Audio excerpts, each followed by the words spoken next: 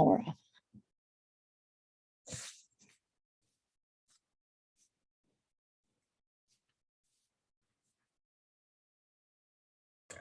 Okay. Good morning, everyone. Welcome to Gobble Up Information at the Indiana State Library, an overview of our public services and collections. I'm Jamie Dunn. I'm the Genealogy Division Supervisor, and I'm going to be starting out our presentation today. So just a little bit of history about the Indiana State Library.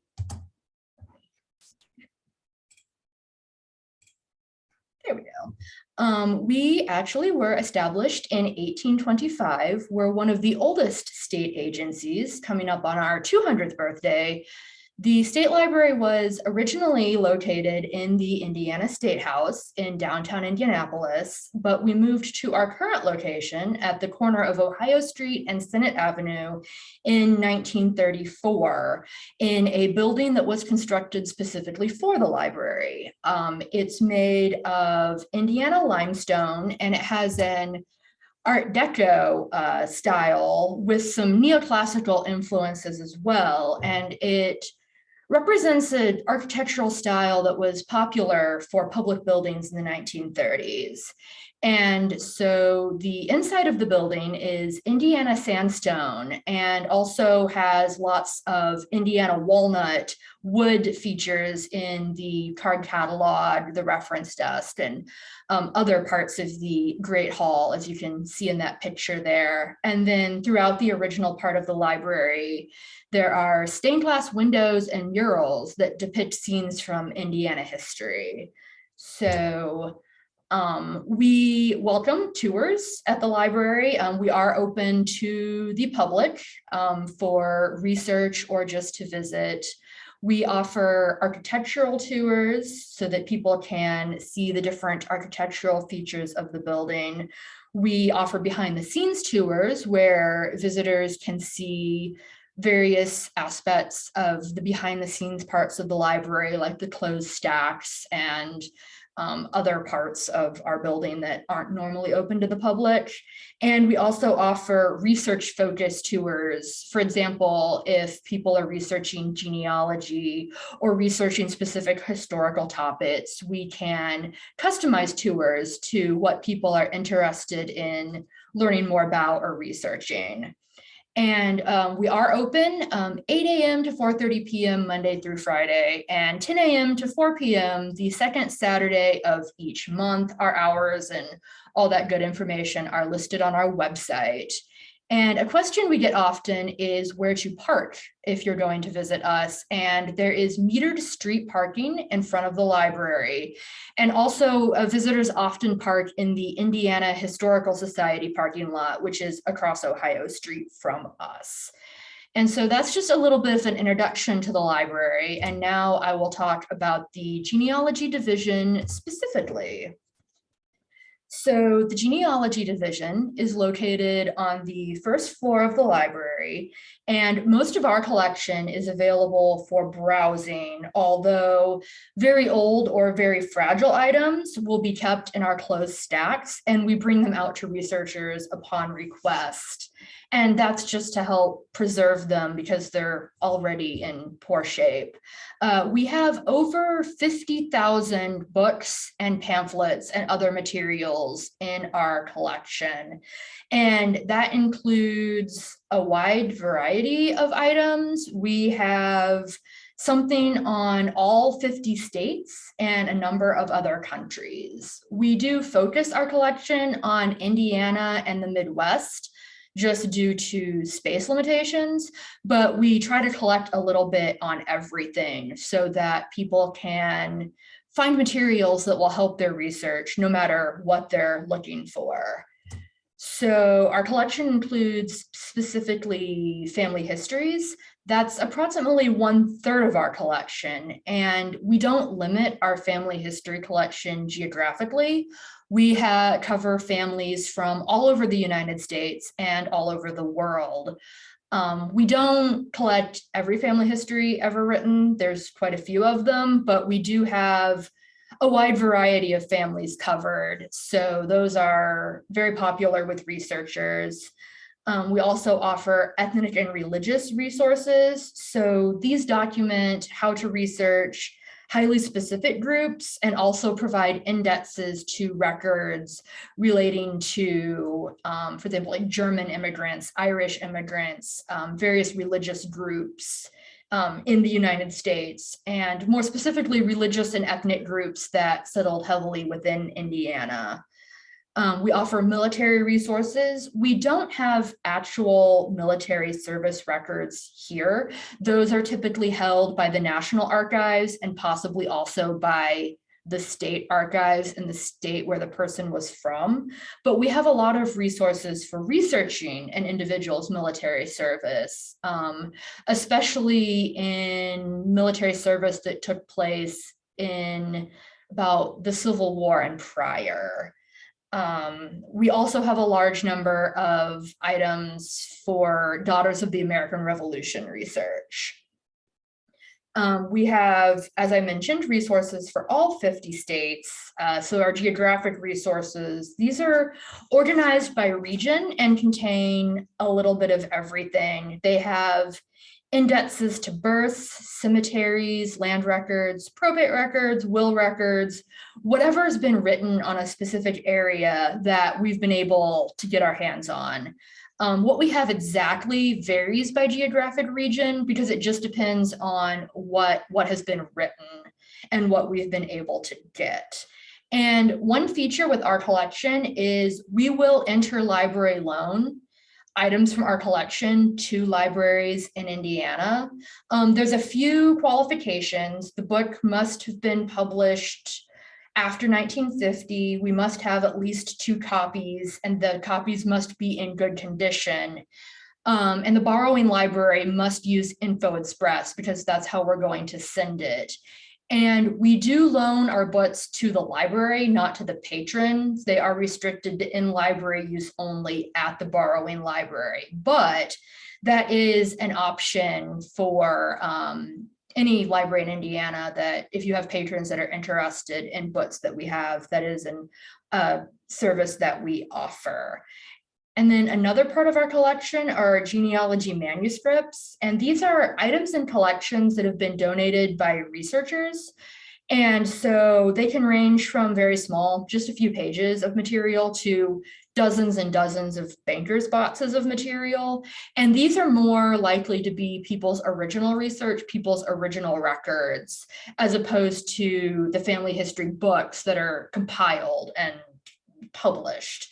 And so the manuscript collections, you can find them in our catalog or in our manuscripts catalog. They're in both places. And these are unique, one-of-a-kind items about specific families. So some other resources we offer are digital resources that can be accessed by researchers. Indiana Legacy is a free website we've created. It doesn't contain digitized images. Those are in our digital collections, which are a separate part of our collections. But it is searchable text indexes to various records from around the state. This is the list of databases that are included, and all of these indexes are produced by the state library, except for the ones labeled Vine, which were produced by libraries around Indiana. And so these are going to cover, we have one for more recent marriages. We have an index to historic marriages prior to 1850.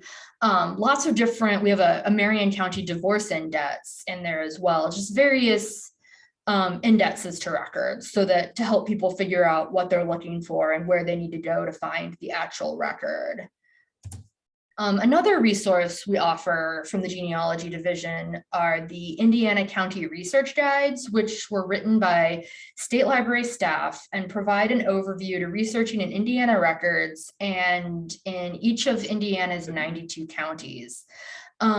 We have like a guide to state censuses that provides an overview of Indiana state census history and lists alternates to state censuses that might assist with research, because most Indiana state censuses don't name actual people, they just document numbers. So they're only so useful for research, but they are kind of interesting.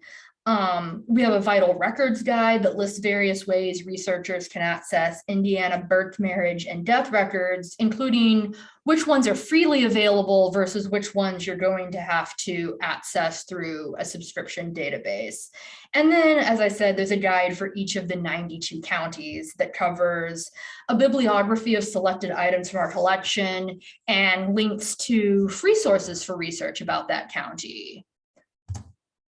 And then we also have on our website a list of the databases we offer, and there's two sections to that. One is for in-library use only. These are our paid subscription databases that patrons or researchers would have to visit here to use. And you can see the list there of what we offer. So there's a lot of good resources there.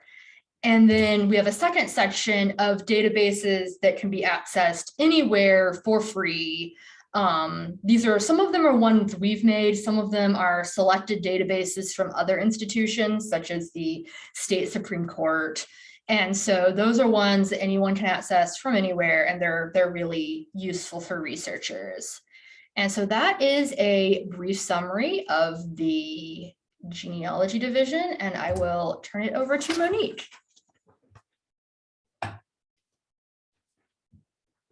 Thanks, Jamie. I'm just gonna get seated here.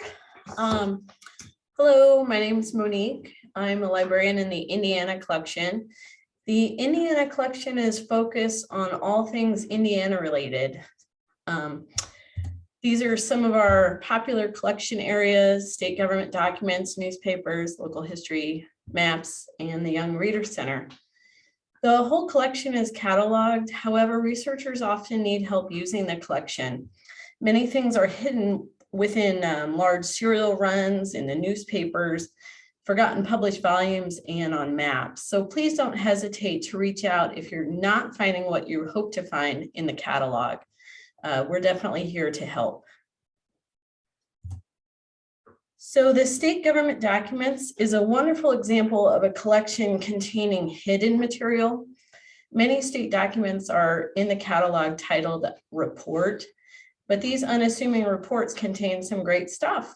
We have the women's prison reports dating back to 1873, making it one of the oldest women's prisons in the nation. The State Department of Health monthly bulletins are rich with statistical data about local disease outbreaks. And our state documents librarian, Andrea Glenn, is a great wealth of knowledge. She or other librarians in the department may be able to guide your researcher to the series that they need. We collect laws and legislative materials, but we are not a law library. We have the IUPUI Law Library and the Supreme Court Law Library within walking distance, so we don't subscribe to the expensive law databases. However, we do hold Indiana laws dating back to 1816, and we can make copies if your patron has a citation. We also hold the House and Senate journals, which have detailed information about each legislative session. For instance, they include the roll calls, which is how a legislator voted on a bill, and information on bills that did not become laws, who introduced them, what committee they may have passed through.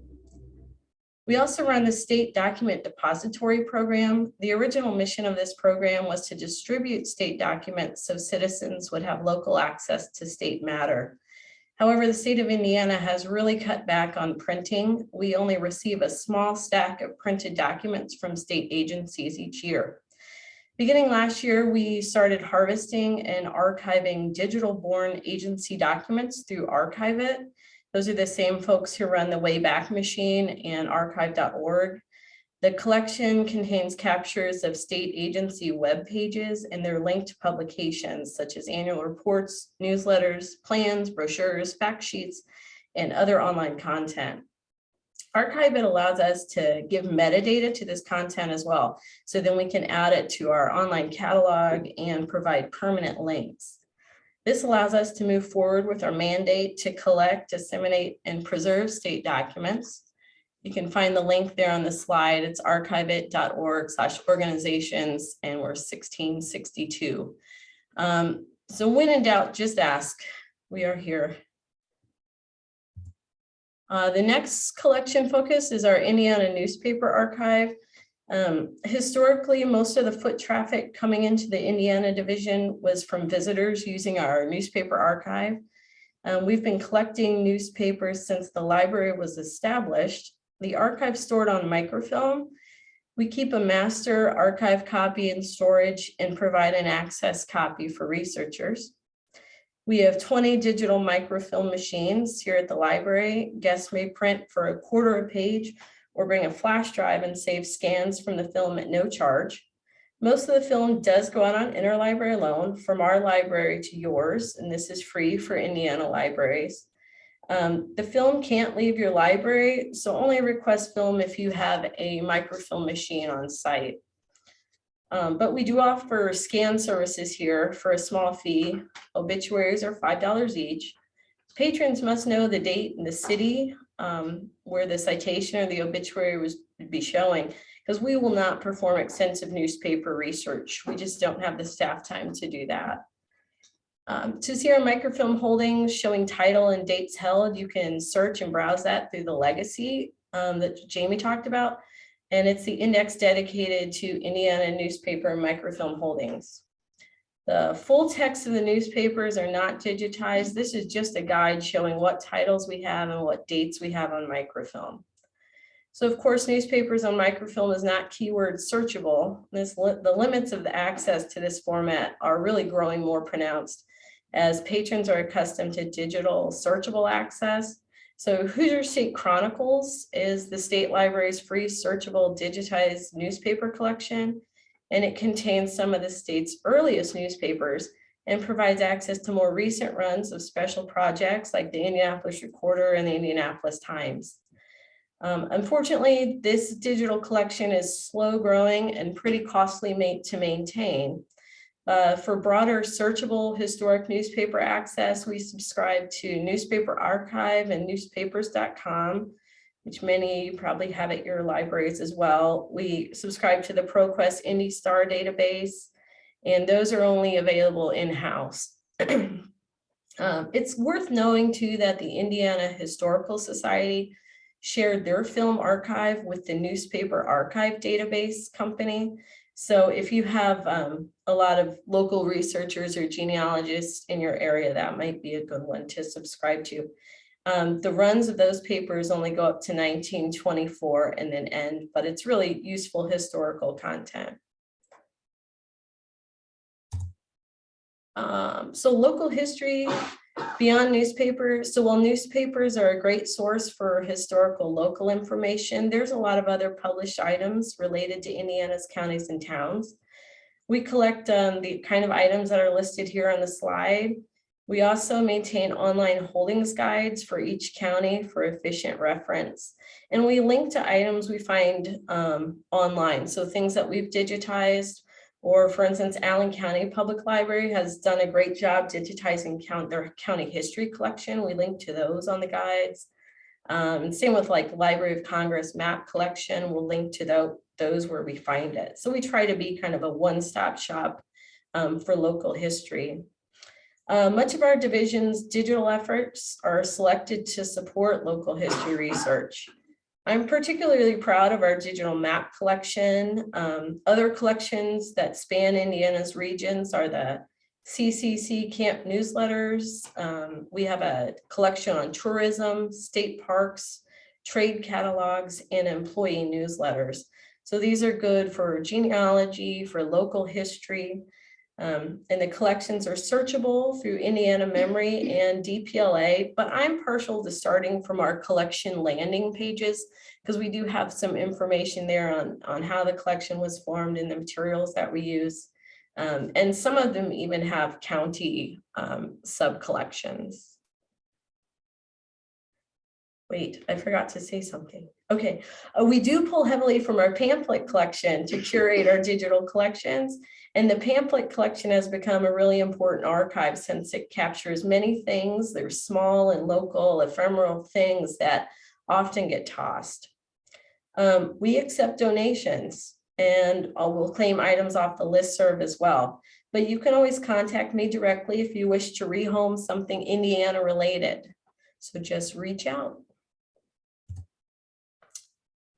Did you know the State Library also collects fiction? There's just one catch. It has to be written by an Indiana author or use Indiana as a primary setting.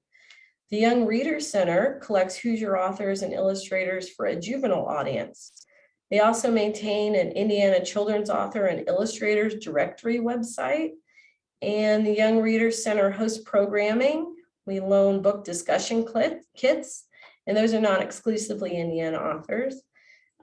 We also run 2 major essay contests for young Hoosiers. Statehood Day is for 4th graders, where they write to on a chosen Indiana theme. This year was nature and Indiana. Last year was diversity in Indiana, and those are always really good. We've just completed judging the 2021 Statehood Day essays. We'll have a virtual ceremony on December 10th. Statehood Day is December 11th, but that's a Saturday, so we're doing it on the 10th. And then the other contest is Letters About Literature, and that's a contest for grades 4 through 12, where the students write to an author of a book that has had an impact on their life. So Letters About Literature contest is currently accepting essays until January 10th. And if your community missed any of these contests, do not fear. We run these contests every year. And the Young Readers Center is headed by Suzanne Walker. She's also the director of the Indiana Center for the Book and heads the Indiana Early Literacy Firefly Award Committee. So you may have seen her around. That's all for my section. Don't be a stranger. Thank you. I'm going to hand this to Victoria.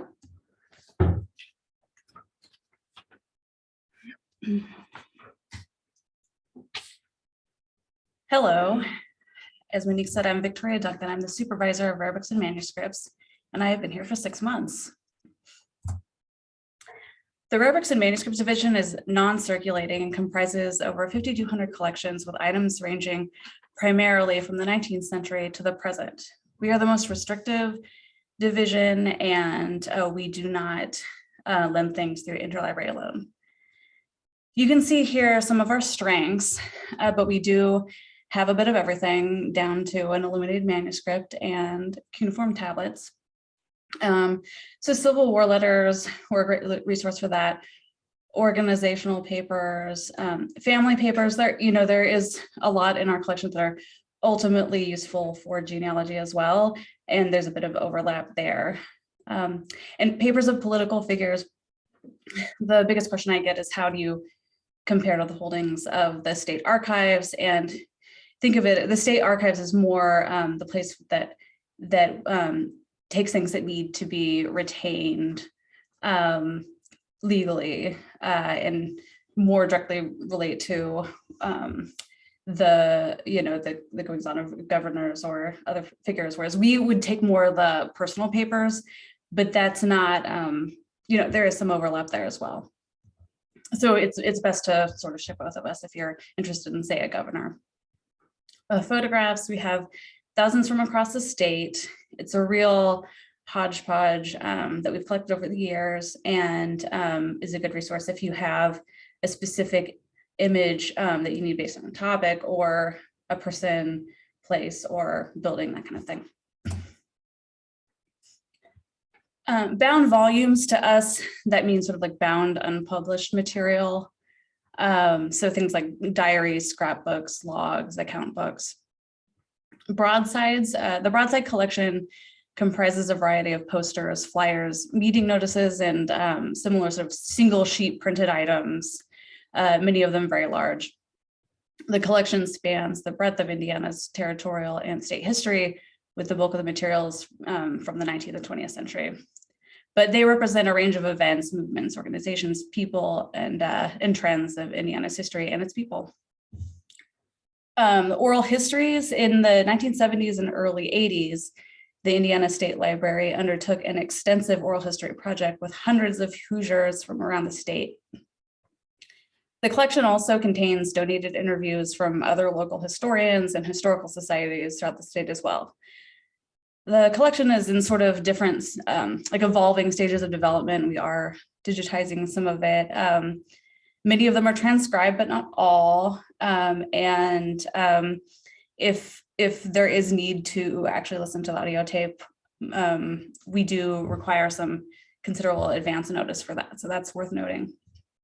And, each of the divisions contributes to the digital collections, but I have the link here for our digital collections. It's a really great first start to see if you're interested in something in our collection. The broadsides in particular, many of them have been scanned.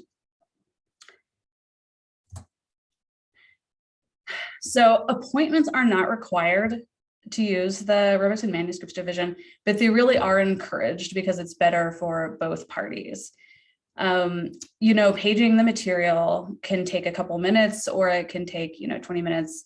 We don't really like to have patrons just sitting downstairs waiting for us, especially if sometimes people have a short can only be with us a short time, so we really want to maximize their visit. And if we have an advanced appointment, we can page everything in advance. If someone's interested in a lot of very large collections, we can try to narrow it down.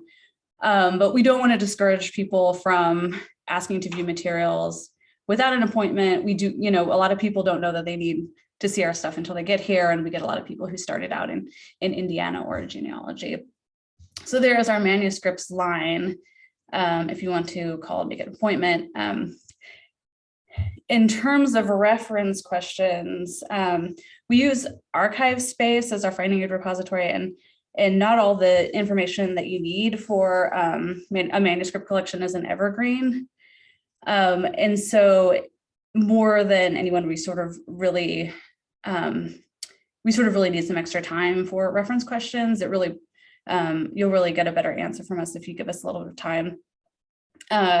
So I have there the icon for Ask a Librarian. I think that's actually using the Ask a Librarian service is probably the best way to get to us, because we can route to who's available at that time to answer the question quickly.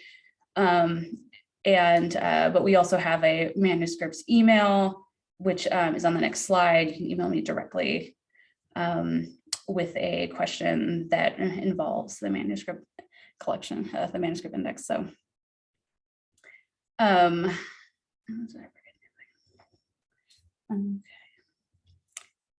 Oh, and I know the thing I almost forgot. We have a lot of unprocessed material as well. So that's another reason to give us advance notice. Let us kind of think about stuff, and always never hesitate to contact us, even if you don't find what you need in the manuscript catalog, because we may still have something, and we will let people view unprocessed collections if there is a real need for the for research purposes. So our exhibitions do feature all of our collections, but I thought I would mention it because it's a great place to see our collections if you don't really have you're just curious, or don't necessarily have a need to do real research, but you kind of want to see some of our stuff. Right now we have the More to Explore at the Indiana State Library exhibit in our main exhibition hall, which highlights all of our many of our collections and services from different divisions. That will be up through March. And then we have a smaller exhibit on the 35th anniversary of the movie Hoosiers, which is a collaboration with the state archives, and that's up through April. We also take donations, and I wanted to take some real time with this because it's really important that we not take collections without a deed of gift. We do not take anything unless we have a fill-out deed of gift. That's important to us for the long-term security of the collection, but also, we really like to keep donor information, which might be relevant to the provenance of the material. And we also like to acknowledge donations. But, I've already given you sort of the areas in which we're strong, but it would also be nice to get some donations of, say, like papers from authors, which we could definitely use more of, and we're a little less strong in. But I do get a lot of referrals from libraries, and I've even taken collections from libraries where they thought that it might be more get more use here or just be more appropriate. So don't hesitate to contact me if you think that you might have a donation. There is my contact information there. Thanks so much for listening. And now I'll turn it over to Marcia.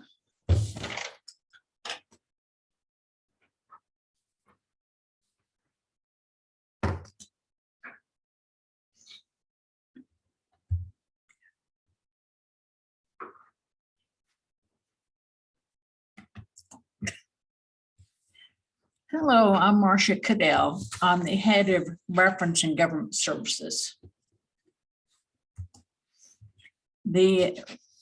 Our division has the library's general printed collection. That's anything that's not genealogy or not Indiana.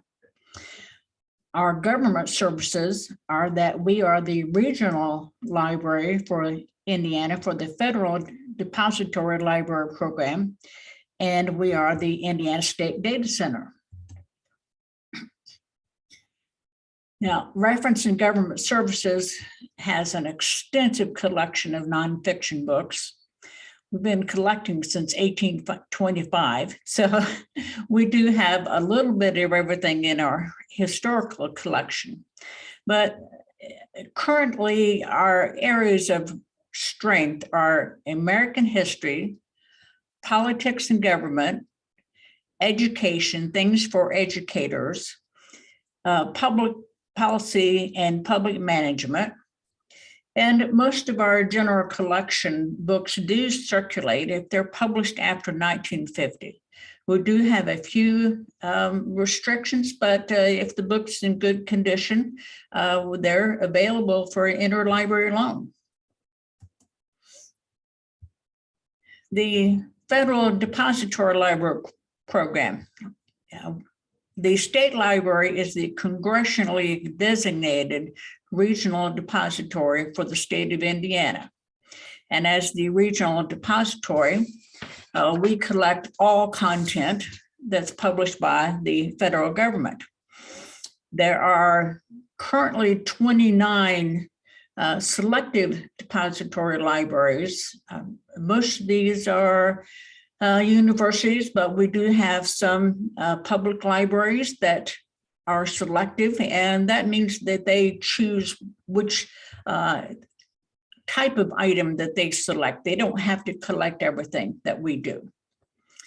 Our regional depository coordinator is Brent Abercrombie, and he's developed a variety of tools to make government information more easily accessible by the public. Brent loves government documents, and he has done everything he can to make those available. Government documents cover a wide variety of topics, and many federal agencies provide material specifically for teachers and students. And we've tried to highlight some of these in our Wednesday Word, Government Information Minute. And additionally, Brent has created a federal document page that he's designed for government document librarians and any others to locate and learn about government information. Like I said, Brent loves his federal documents, and mostly, you know, when you think of government documents, you're thinking of laws and congressional reports, and they're really dry stuff. And he does have research guides to help you find information and find how to find these laws and things for your patrons. But his true love are subject guides, and those are more for the general public. And like I said, the federal government has all kinds of information for children, for teachers, and all of these subject guides link you to more information. And the government even has resources for genealogy research. So if you have any questions at all about federal documents, please contact us or contact Brent. And we are also the Indiana State Data Center. The State Data Center works with the Census Bureau to make those numbers and other statistics on such topics as demographics and economics and et cetera, available through a wide network of affiliates. So we currently have 35 affiliate organizations that work with us. And these are libraries and local planning agencies or small business development centers, nonprofits, and libraries. The State Data Center coordinator is Katie Springer, and she provides the data, and she also provides training. And she will give training programs at your library. A few that are her most popular are Find Your Stats in the Flash. That is a program that she works through with the India Public Library, and it's part of their nonprofit workshop. And if you've ever filled out a grant, then you know that there's some place on that grant they're going to want numbers, and those are Find Your Stats in the Flash sort of things. So if you need any type of help finding numbers for a program or a grant, please contact Katie. She will be more than happy to work with you. She also gives several programs, but she does a datacensus.gov tutorial because the Census Bureau keeps changing their website, and she'll show you how to negotiate that website. And she gives data in action, choosing effective public data for your research. Now, Katie is also the State Library's GIS specialist, and she works with the Geography Educators Network of Indiana. And one of the programs that they have that is used in public libraries often is that giant Indiana map. If you've ever seen it, it's a floor map that takes up an entire floor of a room. And she works with the GIs to explain how data and place go together. So you can you can contact Katie for any of your data related questions or to provide training. Thank you.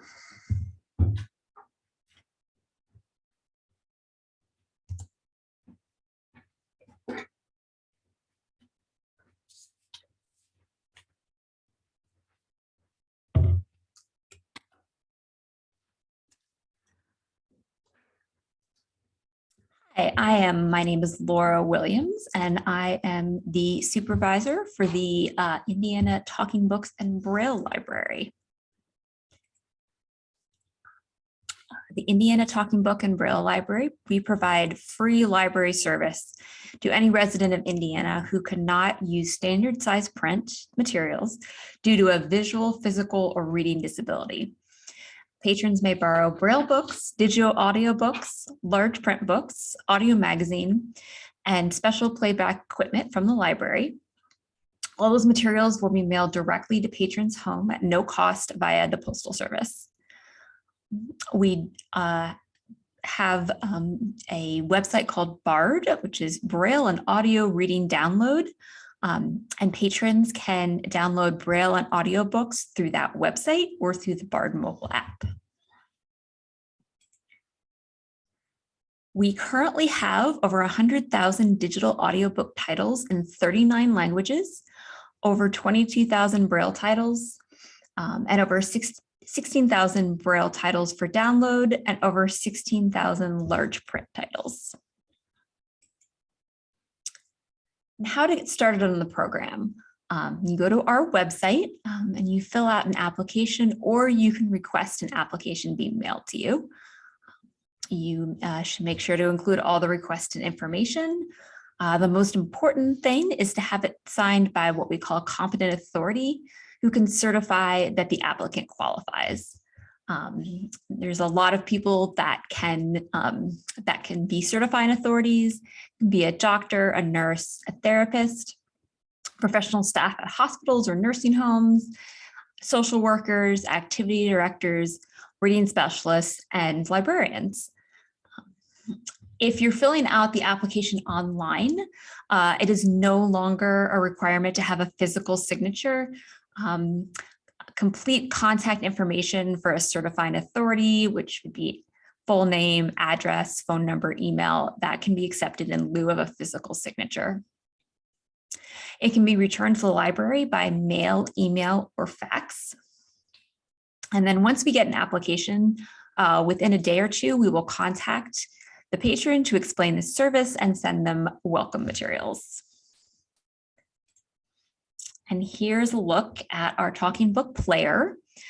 This is lent to every patron receiving digital audio service, as long as they're active borrowers and they're not just exclusively downloading. This player was designed by and for blind users. There are two versions of the player. Most patrons get the standard player, which can be seen in the photo, and the advanced player, which looks pretty much the same. It just, there's a couple additional buttons to allow for additional navigational capabilities.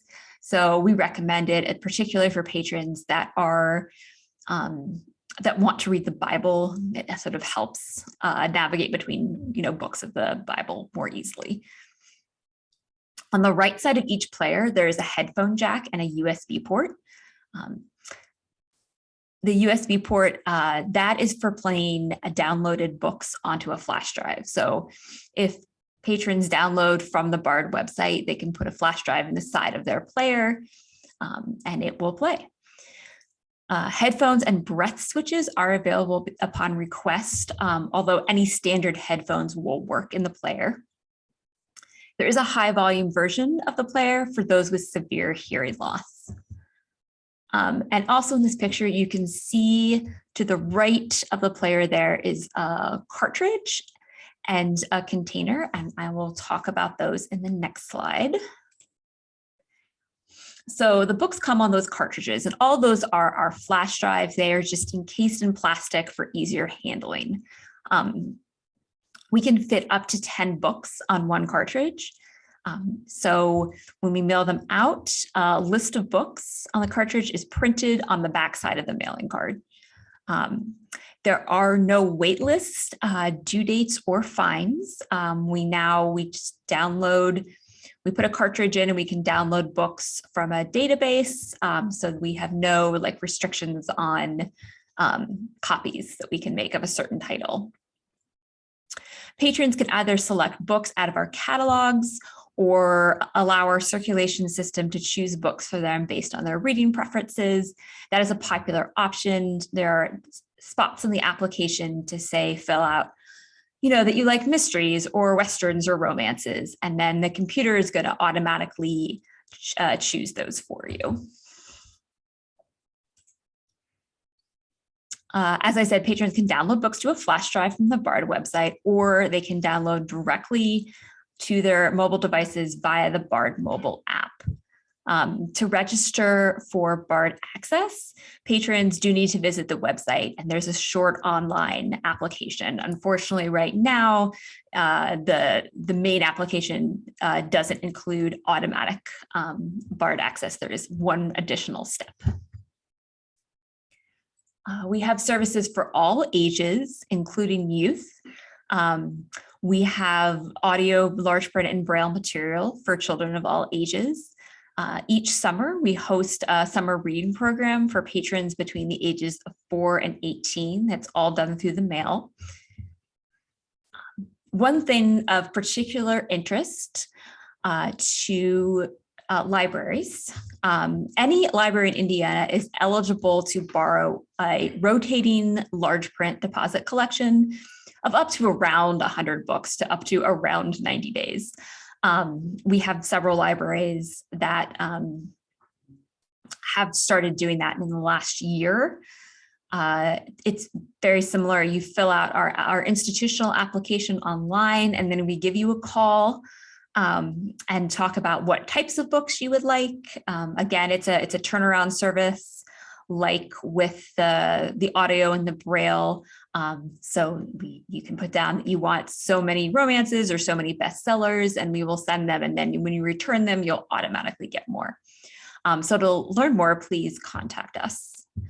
And that is all for me. I think Kara is going to take over with questions.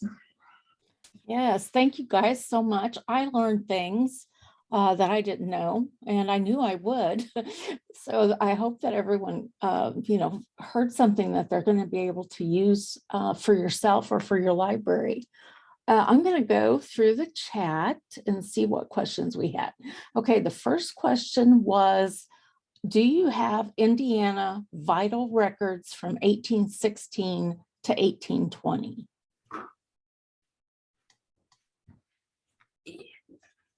Hi, we unfortunately do not. Indiana did not start issuing vital records until 1882, and they were optional until 1907. So you're not going to get birth and death certificates from before that time period. However, marriage records do go back to when each individual county was established, and sometimes a bit earlier in the territorial records. For research in the pre-vital records time period, we usually recommend that people look in alternative sources such as will and probate records or land records, sometimes religious records if you know the religious affiliation of the family.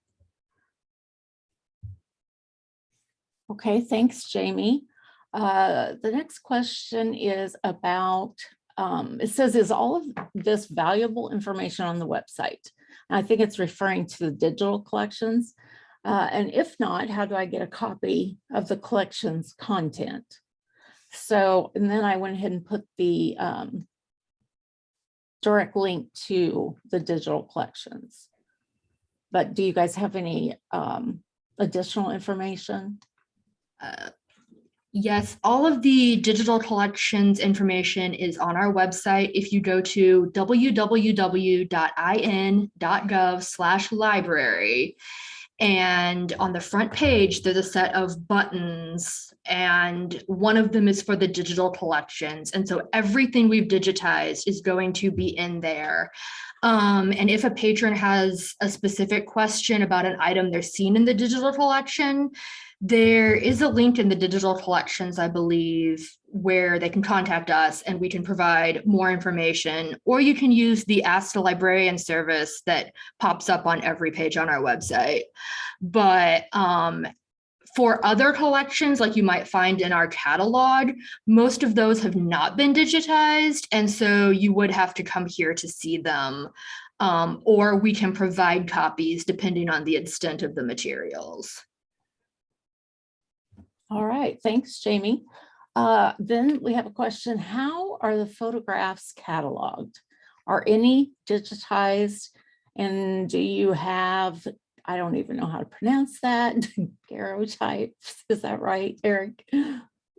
Yeah, so we have our own penny game for the photographs collection. And if in the previous question might also be sort of beginning at this,